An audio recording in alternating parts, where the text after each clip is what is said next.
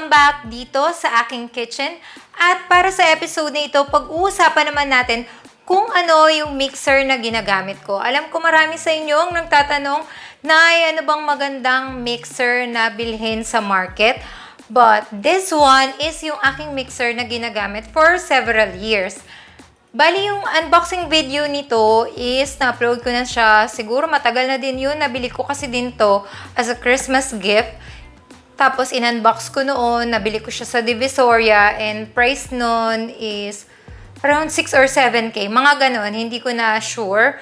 But I'll be placing the link sa baba nung unboxing for your reference, and kung gusto nyo bumili nitong same mixer na i-review natin for today. So, kapag binili mo ito, meron nga ito ng mixer, syempre, yung bowl, 3 attachment, tapos meron itong manual. Bakit ito yung binili ko? Meron naman siyang mga ka-price range na similar, katulad ng Hanabishi, ayan. And ano pa ba yung mga brand na kasing same price nito? And meron sa mga Shopee and Lazada na mga affordable na mixer.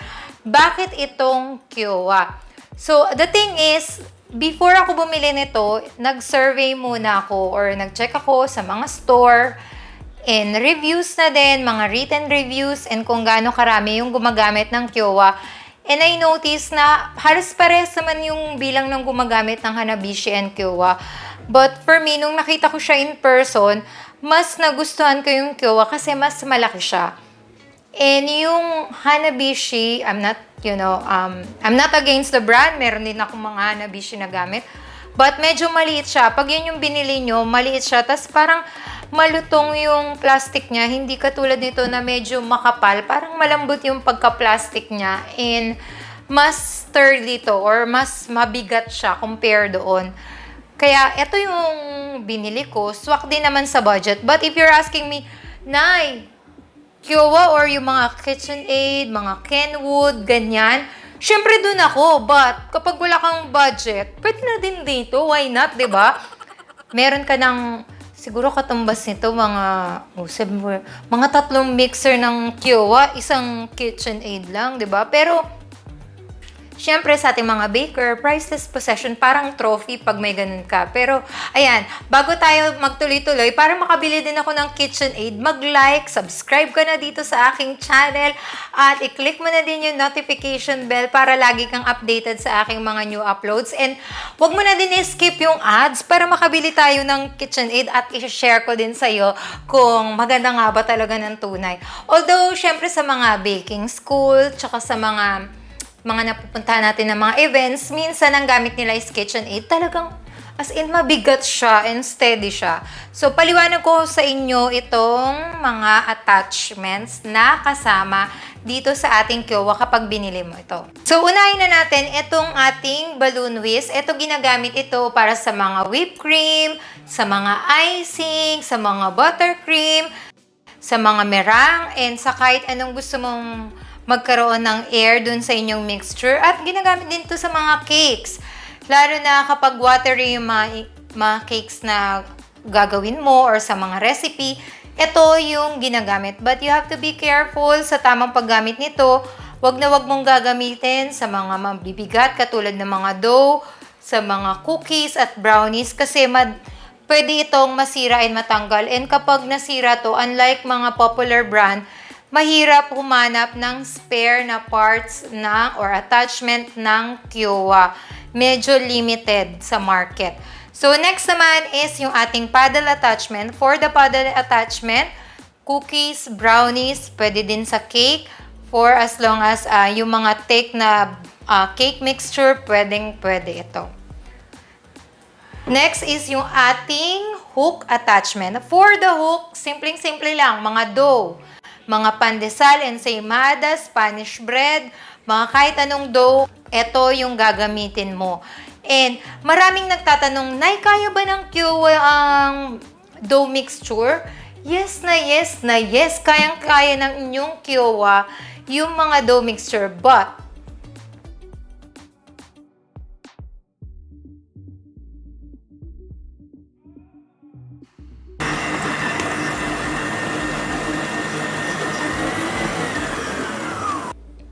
you have to remember na kailangan ang inyong flour na gagamitin or yung pinaka-base na flour na gagamitin mo is nasa around 400 to 450 lang plus yung iba niya pang mga ingredients. Kasi more than that, pag nilagyan mo to ng 1 kilo, hindi na niya kaya. Hanggang 400 to 450 grams lang or 4 cups. Tama ba? O, yung mga ganyan, mga 4 cups, 3.5 cups ng flour yung gagamitin mo for your Kyowa para kayanin niya. More than that, hindi na ganun kaganda yung resulta. But sa mga whipping cream, kaya nito ng mga 1 litro ng whipping cream. Kaya nitong maihalo hanggang top. Sa mga cakes naman, ang kaya nito is 2 8 inches by 8 by 3 na mixture na nagagawa ko siya dito. Now, for the speed, hindi to katulad ng KitchenAid na 2, 4, 6, 8, 10. Ang numbering dito is 1 to 6. 1, pinakamababa, and then 6 is yung pinakamataas or kung kailangan mo talaga ng malakasan. But, kapag mga 6, kayang-kaya nito, hindi siya nagsishake, lalo kapag mga magagaang lang yung mixture. Kapag naman mga dough, makikita mo nagsishake na to ng bonggang-bongga, gumagalaw to. Mas maganda ilagay mo siya sa steady na cabinet or wag sa table kasi tatangayin nung inyong Kyowa. Yung inyong table kapag ginamit mo to ng 6 tapos nasa hindi stable. Tapos proceed naman na tayo dito sa bowl. Ito, ayan nga, malaki yung capacity niya, around 4.5 liters to 5 liters. Kayang-kaya nito and yun yung nakalagay sa pinaka-box. But I think hindi naman ganun kadami. Syempre, based on experience, hindi ko naman siya sinasagat kasi tatama naman dun sa pinagdudugtungan, which is not hygienic. And yung mga bowls, ngayon meron na nabibili na extra bowl ng Kyowa. Before, wala. So, sa Facebook Marketplace nakakita na ako and I'm planning to buy one as well. Maganda kasi kapag may spare ka na bowls, naka-ready na yung isusunod mo na ihahalo. Tapos naman, for your Kyowa, pwede ito kahit tuloy-tuloy na 10 minutes, 15 minutes, although hindi siya sinadjust dun sa manual, pero based on my experience, tuloy-tuloy na kakayanan nito 15 to 20 minutes kasi before talaga, pandesal pa yun, sunod-sunod kami ng salang. Kayang-kaya niya, hindi naman nagkaroon ng problema kasi medyo maalog nga lang. Yun ang kagandahan kapag ang brand mo is mga KitchenAid, yung mabibigat. Pagdating sa mga dough, hindi siya umaalog. But for me, kung tama naman yung measurements mo ng dough, kayang-kayang gawin yon ng iyong Kyowa. So, ayan, sa paglalagay naman, ganito lang siya. So, angat mo lang. Tapos, hanapin mo lang yung yung shape dito. May hanapin ka lang din dito.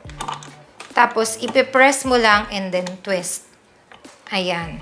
Ganun lang siya kabilis. And then, sa bowl lang naman, meron siya ditong indicator.